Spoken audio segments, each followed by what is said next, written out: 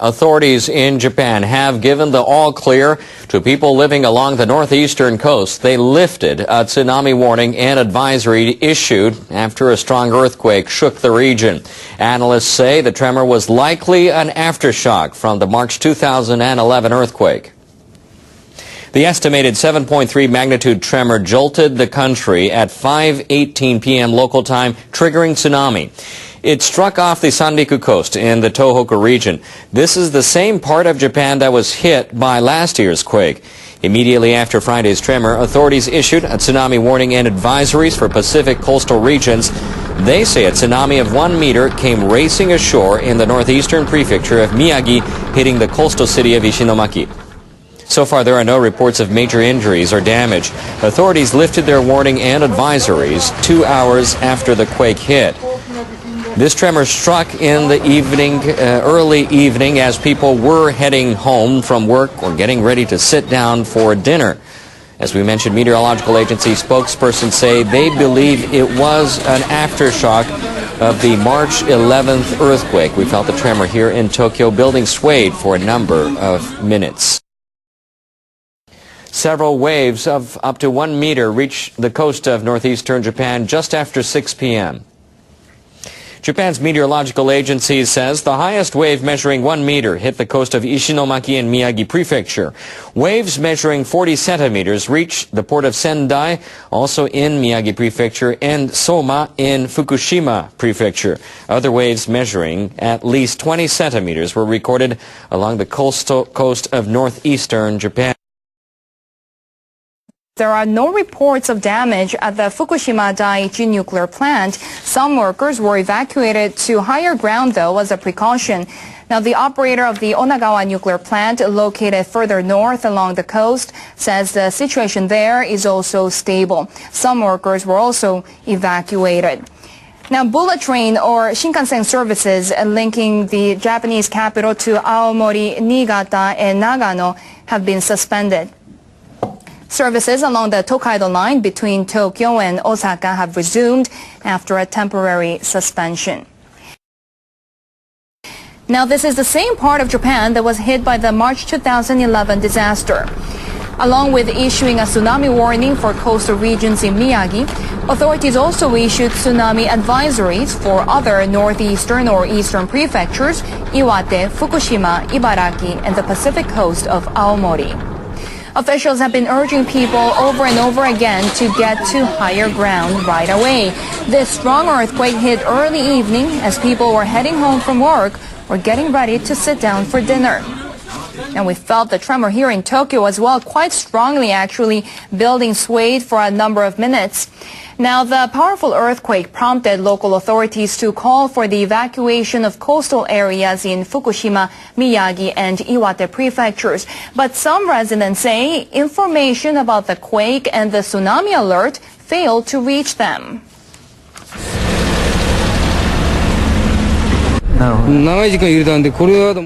The shaking lasted for a long time, but I didn't hear any information from the municipality. I decided to evacuate on my own.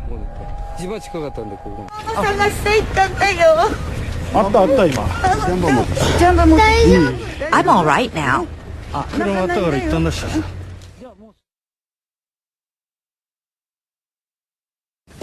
Tokyo Electric Power Company says there are no reports of damage at the Fukushima Daiichi nuclear plant.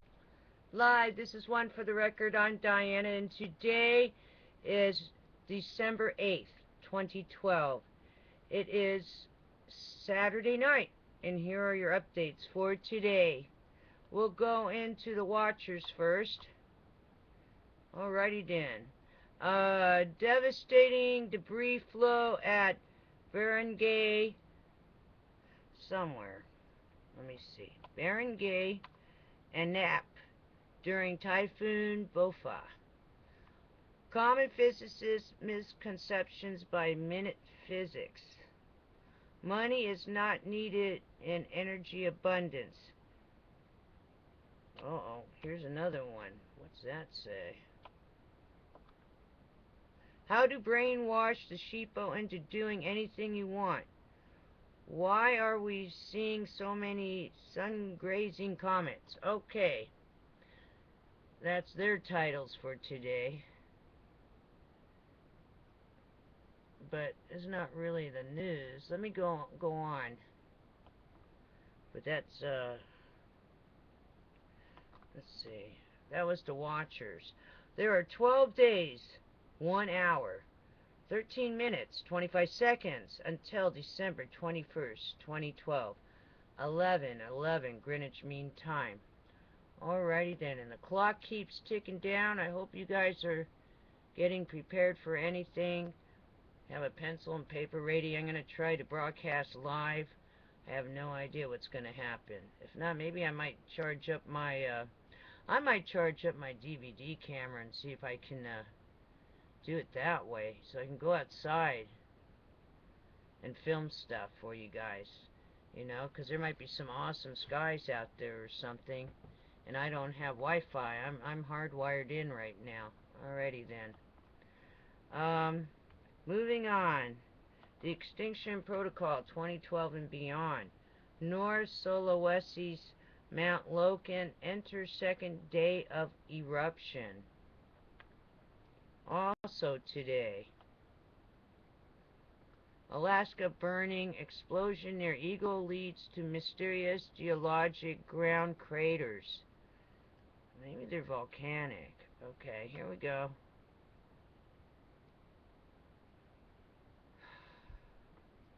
"2012 end of the world panic sweeps across China. Heads up." China's most famous book of prophecies, the 7th century Tui Bai Tu, makes no direct mention. What was that? Something under my desk. Makes no direction mentioned of the end of the world, but in Sichuan province, panic buying of candles has swept through two counties in the fear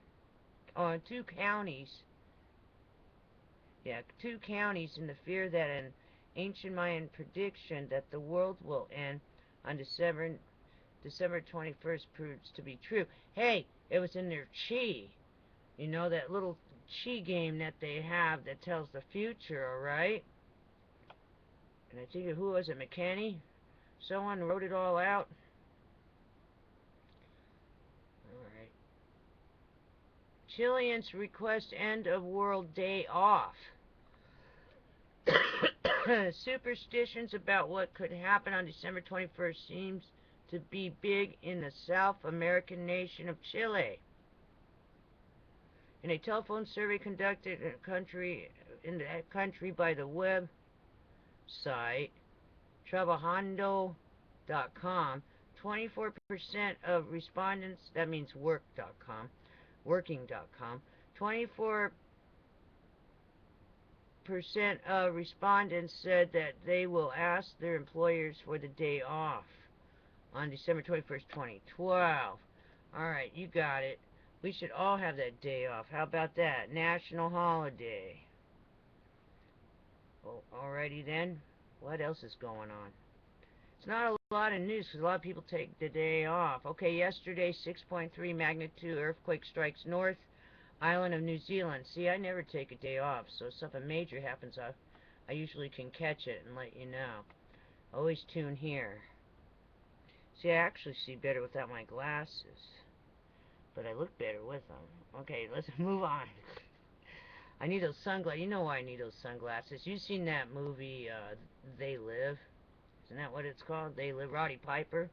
Yeah, we know what those sunglasses are about. Alrighty then. Moving on. E&E News. The energy news. I don't think a lot happened, but let's see. Alrighty. Today. Report magnitude 7.3 quake. Caused reaction inside Unit 1 at Fukushima Daiichi. Indications are that something chromium related is going on.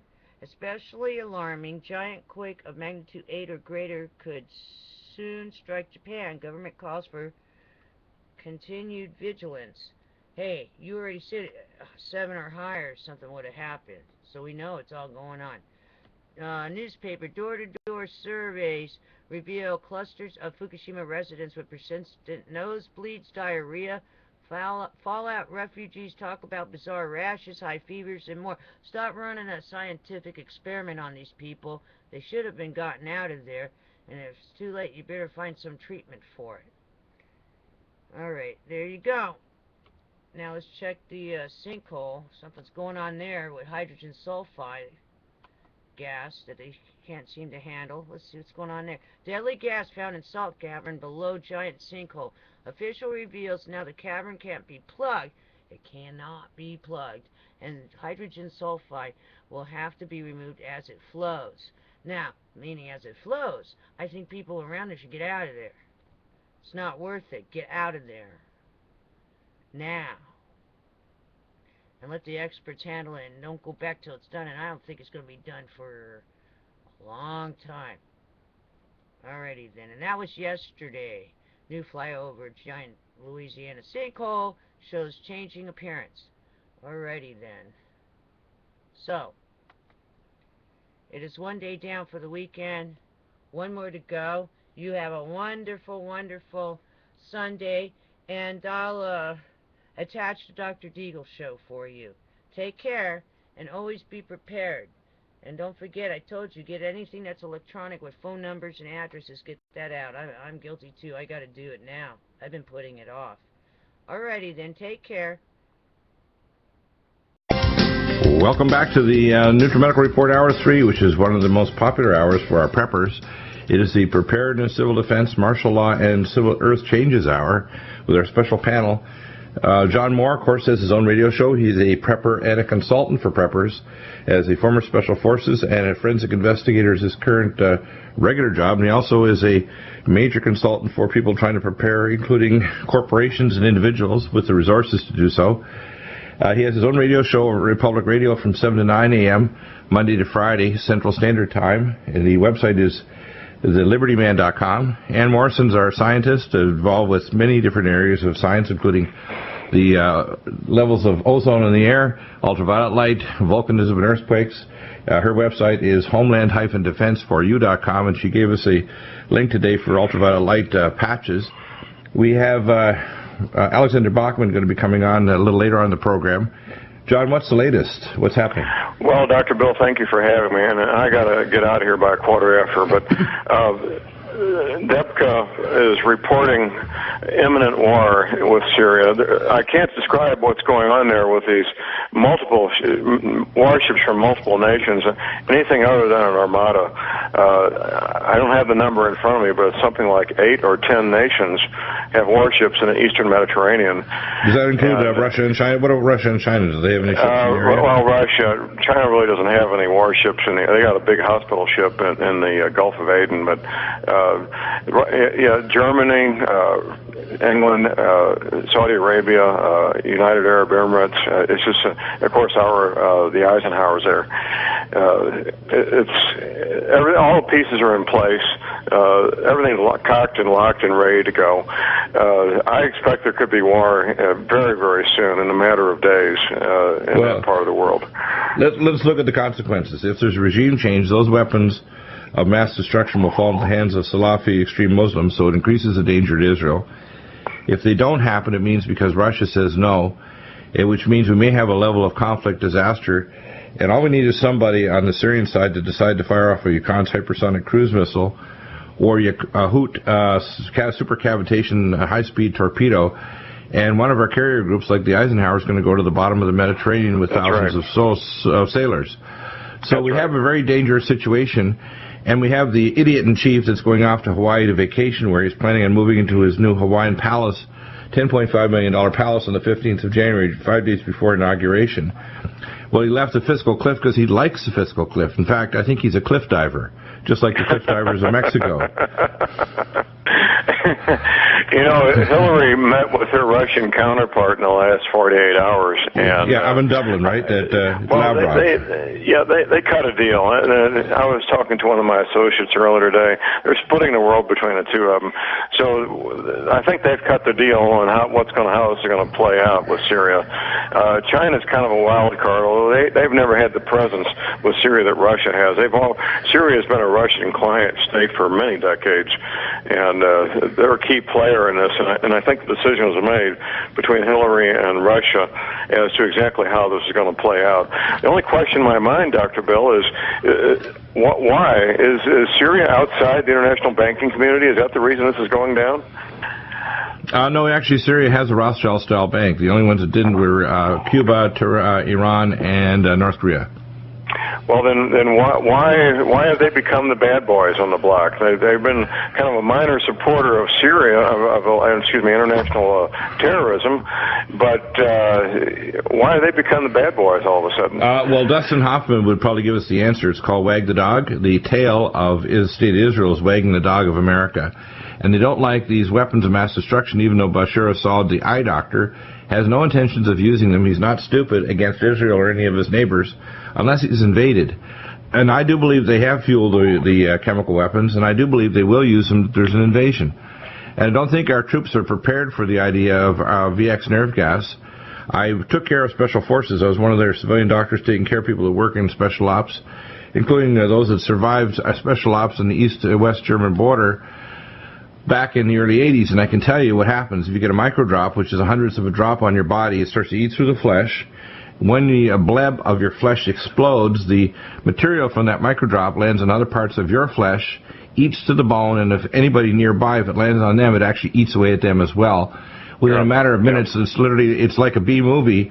Your flesh is dissolving, and you're dying in a pool of literally destroyed cells and tissues. It's unbelievable what it does to you.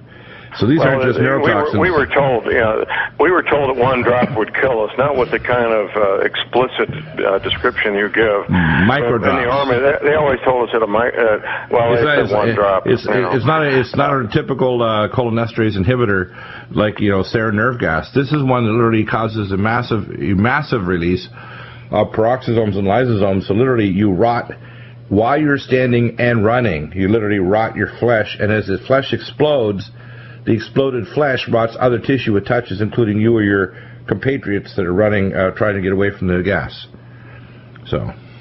Well, it's horrendous, no doubt, on one hand. On the other, it looks like we're very, very near war, and I believe everybody needs to be aware of that. I think the next thing that we have to look at is why is this being done now 2 weeks before what I call the End of the World Day, which is, I heard that Julia Gillard, and we have her video posted up a very crazy, very bizarre video up less than a minute long, where she stands straight-faced between two Australian flags with a 7-pointed star and actually makes a statement about the end of the world and says you may be eaten by zombies or flesh-eating demons from hell and all those other things. It's mind-boggling that she would post this up, but I posted up the actual video link embedded onto our site today. And when you have someone who is totally on the globalist side, Julia Gillard, we call her Julier Gillard. A good name. Right. Add the word liar. Julier Gillard.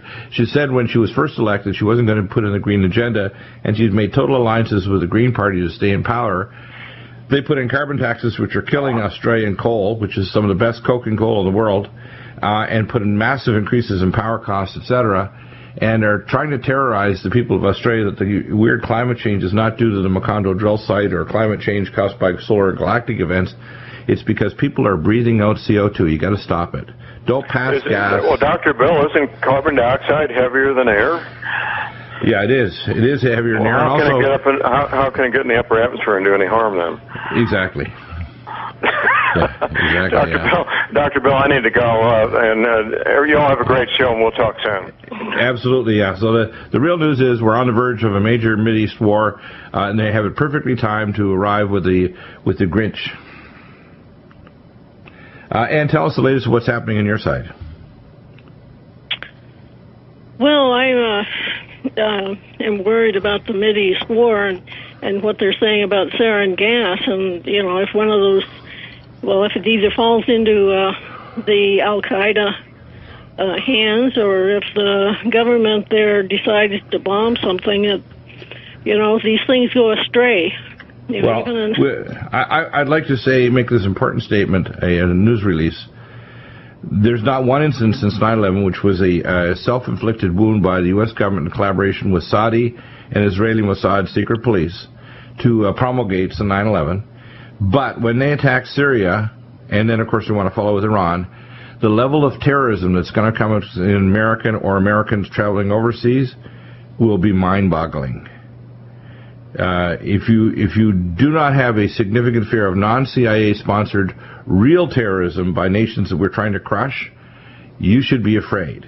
Because if they attack Syria and then later on try to attack Iran, they're going to unleash hell on us. And as Bashar Assad, who's the eye doctor, says, don't do this, the results will be catastrophic.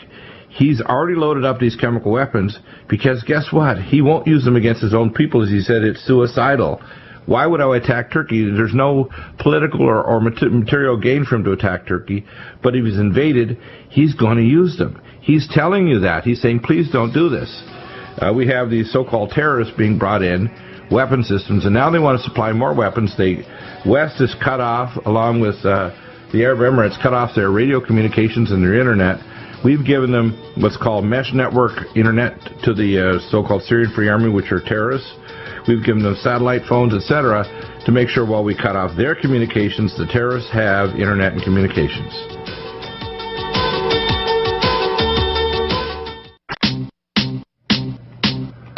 I remember when I lost my mind. Welcome back, and you had an important announcement. I wanted to hear from Alexander Bachman about the Mexico, about the Muerto Code. And tell us about the latest news you have to tell us on the Preparedness Earth Changes Hour. Well, I want to talk about the falling river levels in the Missouri River and the Mississippi River, and what the U.S. Army Corps of Engineers is doing about that. So I don't know who you want to go first. Yeah, and tell us about that, because most people don't realize this is very disastrous. Also, it means that not only will goods not go, but also coal. So coal-fired generators will shut down and cause a major power shortage here in the new year. Oh, absolutely. That's where the greater St. Louis metropolitan area gets its power from, is from those coal-fired power plants that are just across St. Louis and East St. Louis. I think what is it, the total amount of power generated by coal in America is the majority of power, followed by natural gas and other oiled, liquid propane, etc. But coal is by far the majority power generator in America. People don't realize that.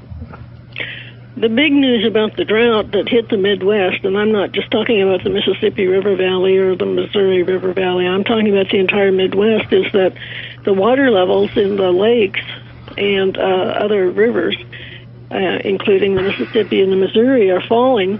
And when they fall, they move slower. And when they move slower, they warm up. And then they become host to bacteria and protozoan and amoeba that are, in some cases, fatal to humans, especially infants. Now, I looked at the water quality report put out by my local water company that supplies water not only here in St. Louis County, but also in St. Charles County. And I want everyone in the Midwest that has water that is supplied by a company. In other words, if you're living in a city and you don't have your own well, you need to know how that water company treats your water, because as the water levels drop, the water quality also drops. And in fact, there's a statement on my water quality report that says that they do not meet the EPA standards for cryptosporidium, which is a bacterial disease that causes diarrhea and dehydration. Giardia lambda is also another one of those protozoan things that gets into your small intestine and causes you a lot of, you die from dehydration. You have to get to a hospital. You have to be treated for it. You have to have your fluids replaced, and in some cases they can give you something that will evacuate those things from your intestine. The worst thing is the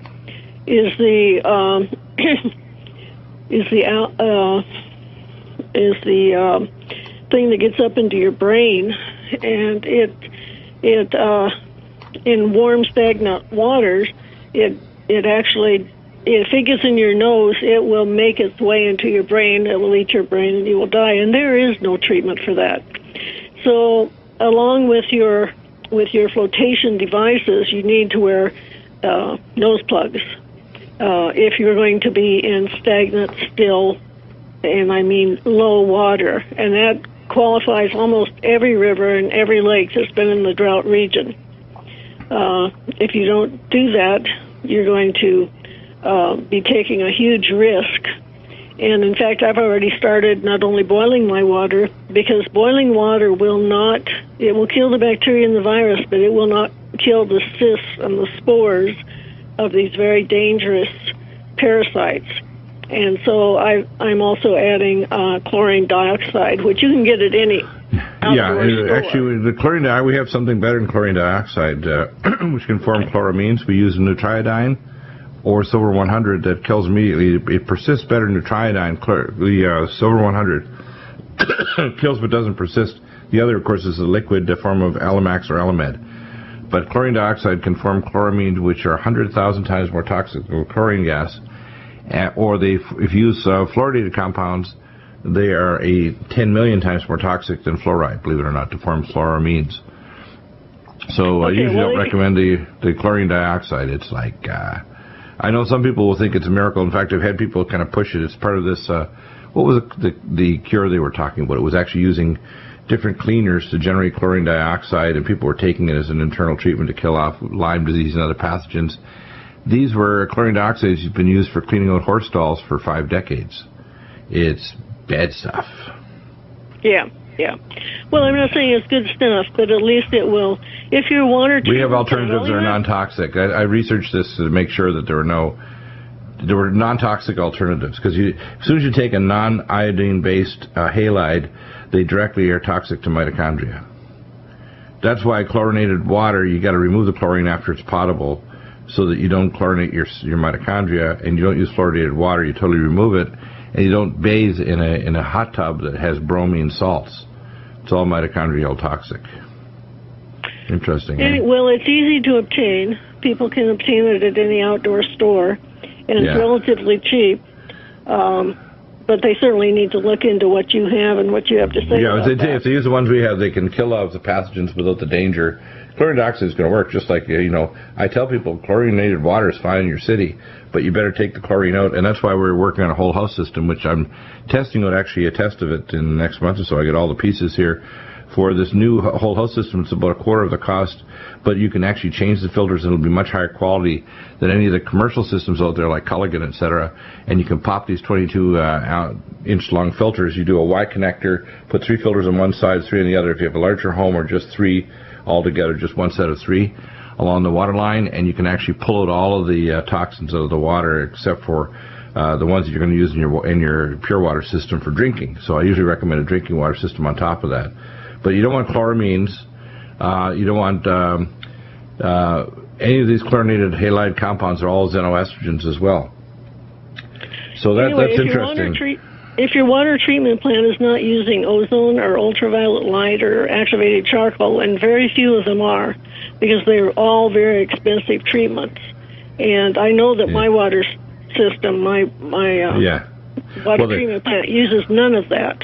Well, that's why all of the cities in America will tell you from a cancer clinic, if you've got cancer or immune suppression because you've got terminal AIDS or some other major condition like chemo or radiation, don't drink the city water in any city in America, Canada, or the Western world, because you're going to be exposed to Giardia lamblia, Cryptosporidium C, viruses which are not inactivated by chlorine. I think the pathogens kind of think that chlorine and the other things they do to the water are like vitamins, because it doesn't do a damn thing to them. All it does is remove E. coli, which is a stool bacterium. It really doesn't remove anything really bad that could get you. And they're also kill babies. Besides the immunocompromised, it's also bad for babies. Babies don't have a fully functional system yet.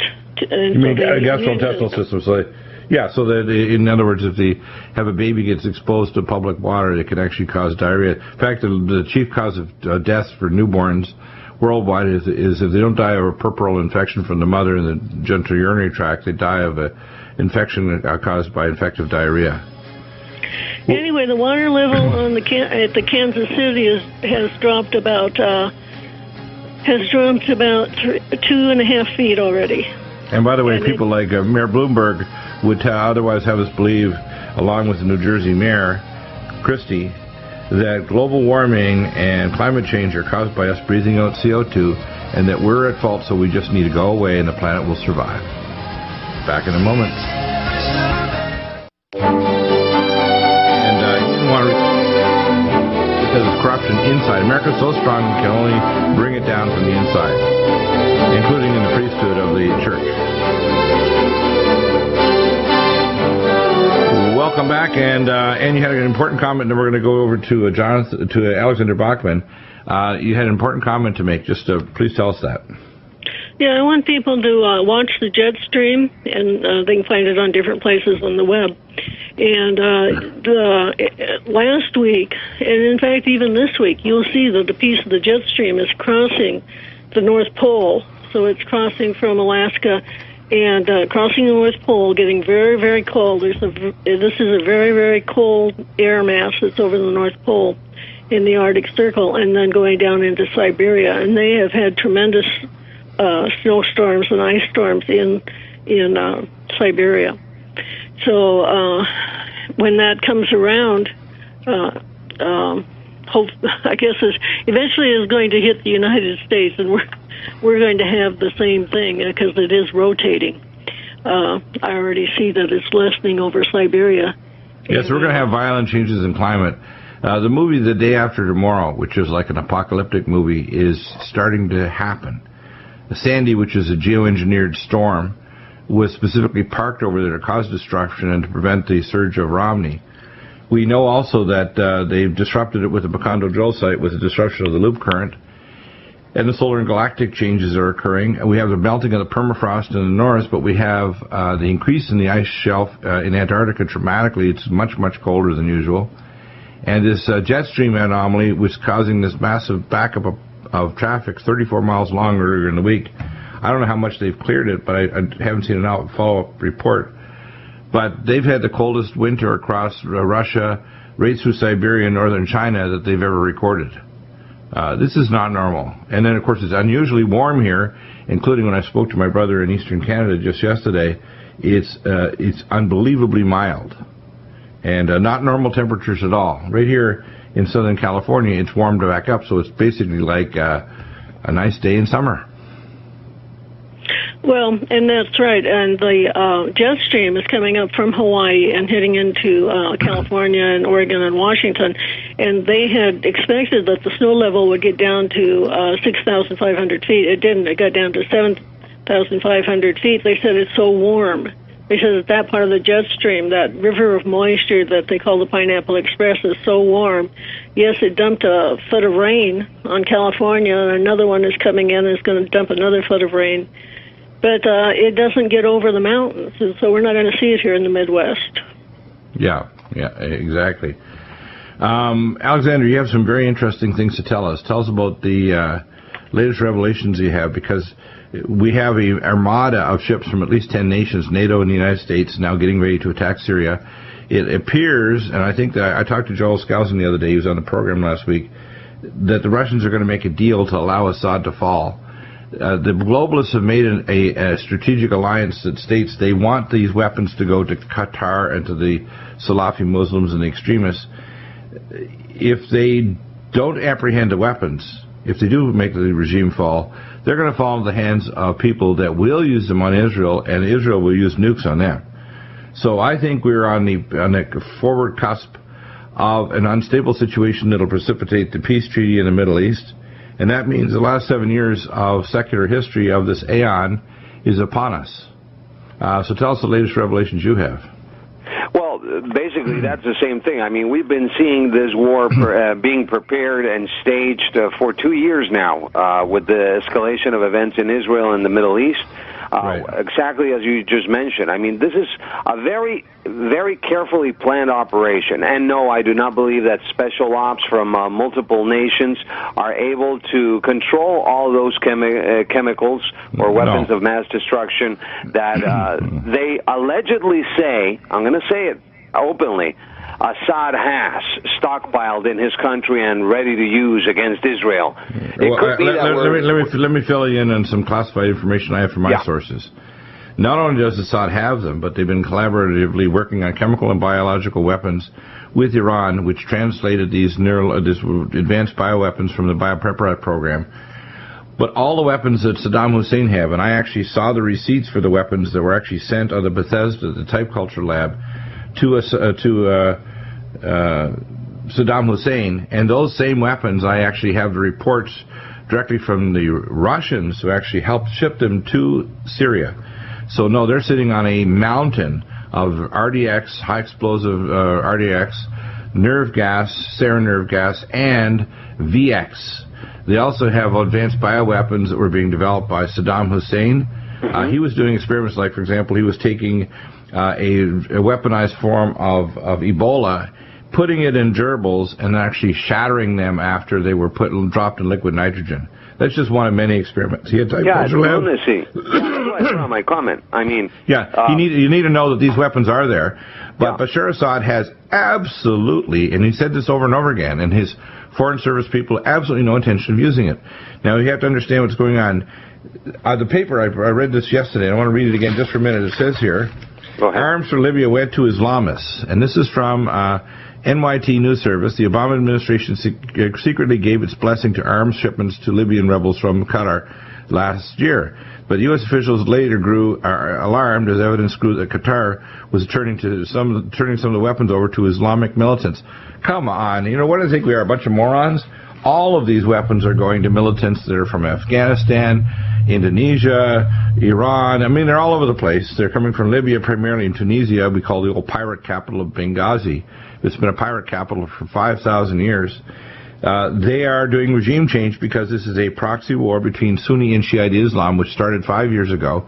The response of the West to this proxy war, because they don't want the rise of Medo-Persia. Medo-Persia is Media, which is the northern part of Iraq, where they now have a giant supply of oil, 8 times larger proven supply than Saudi Arabia.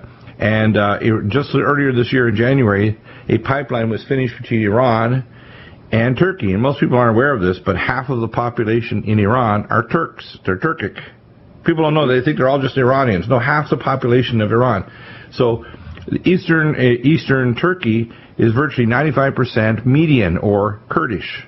And they've been getting backing there, and I really believe what we have is the gathering storm of a Sunni Shiite war. And in the middle, of course, is little Israel that our current president doesn't want to properly protect, which is stupid, because if you don't protect Israel, it's armed to the teeth with advanced weapons. They're going to use it when some idiot attacks them. And that some idiot is the people that take over Syria, because they're going to sit on the largest stockpile of weapons in the Middle East, is Syria. And or get them out of there, or use them as soon as possible against Israel. I don't think it's going to be so easy. I mean, they got many tons of weapons. It took them, apparently, the Russians 3 to 4 months to move the darn things from Saddam Hussein, and the Syrians have been building up their own stockpiles with Iran for decades. So this is not like an early thing. We should be thankful that Bashar Assad is an eye doctor and doesn't want war. But instead, what we're doing is inflaming the situation. He put them on airplanes, and that he's planning on putting the chemicals on airplanes and using them. So they're fear-mongering in order to get the... well, they're fear-mongering. First off, he's loaded them up, but he has no intention of using them unless he's invaded. I can say this categorically. One of the people you do not mess with are Syrians. They will beg you not to fight them, not to do this or that, and they'll put a line in the sand and say, no, don't do that. They're not going to attack the Syrians. They're not going to attack the Turks. They're not going to go into all these other things, but the placement of Patriot 2, possibly Patriot 3 systems, which the Turks have, along the Turkish-Syrian border, guarantees that they're probably within 2 weeks of a planned invasion. Right before Christmas, I called it Grinchimas, they're planning an invasion of Syria. I believe so, and it's all based on sevens being today, December 7th. They're going to count up the countdown to December 14th also, and isn't do it today on the 21st December. Well, isn't this also? Is it today? This is the anniversary of Hiroshima. I'm sorry, Pearl Harbor. I'm thinking of Pearl Harbor. Yes. Yeah, Pearl Harbor. It's Pearl Harbor Day today. Yes. And people need to realize we're 2 weeks. Yeah, we're away. Pearl Harbor, by the way, to move the fleet out to Hawaii from San Diego on purpose when they had already broken the code and knew that there was going to be an attack, and purposely set them up to be a dialectic clay pigeon so they could haul America into the world war. That's what's going on. We're going to be hauled to another world war probably before Christmas as things continue as they are. And you have to think that if you wanted to have a deal between Hillary Clinton who met with Lavrov in Dublin, that hotel there, yesterday, the ideal deal would be to bring in Russian, Chinese, and American NATO forces to simply say, we're going to stop invading your country and providing arms to destroy your country and put the population in danger. And we're going to remove these advanced weapons from your country, which could be done over a period of several months under proper guard, and we're going to leave you alone. But no, they don't want to do that. That's why we now have the so-called revolution in Tahrir Square. It's re-revoluting because the Muslim Brotherhood, which are supported by the West now, have decided to have a constitution that's an Islamist one that takes away all women's rights. I mean, it treats women. One of my guests, Walid Shubat, said this, and I've heard it said many years ago by my relatives from Lebanon that are Christian Maronites. The sequence of hierarchy of rights is man, camel, goat, sheep, woman. And that's what's going to happen in Egypt. It's very nasty. Women's rights will be absolutely zilch. Also, anybody who's Christian or a Jew, you're a persona non grata, and they're going to demand extra taxes and payments. They've been raping and grabbing at the rate of 500 girls per week in just Cairo alone. And either raping and marrying them and then maybe throwing them aside or bringing them back to the family. If the family tries to recover their daughter that's been abducted, they put a fatwa out and kill everyone in the family. This has been going on now since the so-called revolution. In the Muslim Brotherhood, now there's so many people that even voted for Mohammed Morsi. They're freaked out by the fact he wants to be an absolute dictator now. And they push through the barricades, etc., into the palace. They've been pummeling his home with bottles and other things. I don't think the Egyptians are going to be messed around with. I think that they had enough last year, and now that Morsi wants to be a dictator, this is going to get over the top. And Egypt, just like Syria, if Syria gets taken over by these extreme Muslims, they're going to get this giant stockpile and think they get the mother lode of weapons, and they want to use it against Israel to wipe out the state. And once Israel gets wind that they're actually going to use it, a lot of people think that Netanyahu is nuts. No, Netanyahu is a guy who's with it and understands that the people around him want him and every Jew, Christian, and anybody living in the state of Israel, including Arab Christians, dead. And if people don't get that, they don't understand the nature of Islam, they don't understand the Middle East. They just don't get it, do they? No, they don't, but the same thing. I mean, where are we going to draw the line? Who are we going to support? Neither side. I mean, war is war, and it's a well, you can neutralize it. You can have our special forces sit on top of the weapons that Israel has, and you can defang Syria and Hezbollah in Lebanon so they don't try to start something like a rocket war against Israel. And you have to have collaboration with the Russians and Chinese and put them in on the inside of the deal. Just having the okay to come in and invade and take over Syria without Russian troops on the ground and Russian forces and Chinese there doesn't make them own the decision to actually bring down the regime and to make sure those weapons get taken out of there. Because if it passes over to Salafi Muslims and Muslim Brotherhood, not only God help them, but God help us. Because if they think it'll be safe to get on a plane or a boat or travel internationally outside the United States, it'll be gravely dangerous for Americans if we do a major invasion of Syria. Number two, we will probably have the release of biological weapons on American soil within the next year or dirty bombs. So absolutely. I mean, Iran is already prepping for that. It's up on my website, alexanderbachman.com. We have a situation escalating, and we know that Iran is already prepping its sleeper cells within the United States. They're well within the U.S. now, Oh, yeah, a lot of them came into Mexico, they're in here, and these are very intelligent people and very determined people. They're not people that you want to mess with, and they don't want to do this. We are forcing them into the situation, and it's just like Obama wanting to pass this treaty to take away our guns. How sane is Obama and Hillary Clinton, these other maniacs, to try to take away the guns from 174 million armed Americans? There's not enough armies on the earth to take on the American civilian population. Period. It's just lunacy. They just want the kill. They're going for the kill. Well, no, they're going to go for their own kill, because what will happen is they better hide in their layers underground, because we'll stuff things in their air intake valves, and and this involves, by the way, a lot of our troops, especially our vets. That's why at the top of the list of people they consider terrorists are returning veterans from anywhere from 2 to 4, 1, 2, 3, 4 tours of duty with all kinds of skill sets. As my friends in Special Forces say, we don't need a weapon. We can take over a building with a fork and a knife. I'm talking about a butter knife, not a regular big knife. In other words, these guys, these are people with skill sets, as they say. You know, if you got somebody that's got skill sets like this, they're terrified of them because they know they don't even need even full conventional weapons. So that's what I think is pretty bizarre, is that our government's stupid enough and crazy enough that they want to do this. And their latest move is to try to see if they can reclassify semi-automatic weapons, saying they can be made automatic, because they don't like the idea that maybe Americans might be able to defend themselves if the government goes over the edge. Precisely. What I see playing out here is a bunch of.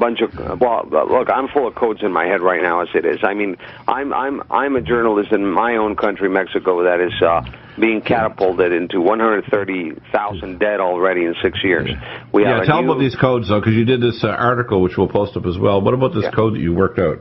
It's a revelation. I started doing graphic design, suddenly I get these codes in my head. I can't get them out of my head until I put them on a like a crossword format, and words start forming. I started doing the research, and it turns out it is a very deep code of information. It has multi-layers, but basically it's Mexico is dead. Mexico is muerto. And 21/12/2012 is the marker point of something very big that announces or heralds a massive killing on this planet. And it's very important for people to start to understand that if we pray against this, this could be thwarted. At least I don't know for how long, but I see death everywhere coming. Death. I don't see anything else except death and killing. And it's very sad because there's a complacency and depraved indifference from part of the major part of society. And the worst part is the worst part is what's called a Christian church. Now, I'm going to make a statement here now that might piss people off, but it's just the way it is. The current modern church, of its 10,000 denominations, we're talking about Christians now. It's supposed to be the pinnacle of Christianity. They don't want to have a true prophetic voice telling them to straighten up and to start actually doing what they're supposed to be salt and light. They don't want to hear it. And they don't even want even general details, let alone specifics. They get very angry, and I call it the sin of Cain. They don't want to hear that someone has been told by God to give them a specific message, because it wrangles them. And again, you don't need a mediator, but there are people called to speak prophetically to the corporate body of the church, and they don't want to hear it. They don't want to have any part of it. And if anybody suggests that they may have a prophetic word for the body of believers, they literally treat the so-called prophet, or people with a prophetic word, even if they're not called as a prophet, as some kind of a form of apostate or a devil that needs to be excised from the body. Yeah, that's really disturbing. Expiated. And what we're seeing here is, yes, prophetic revelation in itself, but I don't care if my message is not politically correct with the Christian dispensationalists in the United States. For me, I don't care about them anymore than for the normal Joe, you know what I mean? I mean, because these people are not even doing what they're supposed to be doing. There's a depraved indifference in the United States, also in Mexico. Nobody really cares as long as they have their little gadgets and they're all happy this 25th of December. That's the sad thing about Christianity. They don't even get it. They don't get what it is about to happen and what Christianity is all about. It's not about a religion. It's about a book. It's about a living word of our living God who came here. The book basically, the book has 4 characteristics about it, and when I said this back in Dallas in 1999, and people were in shock when I said it, I said, what's the Bible? I said, the Bible is an autopsy report. It's a set of indictments. It's a set of charges. And it's a final condemnation of the world. That's what it is. Now, yes. God gives a way. That's why the Jordan Church was called the way. The way is to have a personal relationship with God. Because without a personal relationship, and this is the definition of good and evil, and you don't get it taught in the churches, but it is. The definition of good is to hear and do God's will, which means God's will is knowable for everybody. You don't need a mediator or a priest. You need to get into a state intellectually clean and spiritually clean where you can hear from God. And then when you hear that voice, you have to act on it. If you don't have a relationship, as I say, heaven starts today and hell is the absence of it. And it only becomes evident at the day of your death. So if people don't have that heavenly relationship now, no matter how all the prepping they do with the things that are coming, they will not survive physically or spiritually from what's coming. And remember this Christmas and this December 21st, that's the Mayan day with all these people focusing on it. We're going to have a party that day. But what we need to do is realize the judgment's coming with this pending war in the Mideast. The peace treaty's coming, the covenant with death, and the final 7 years.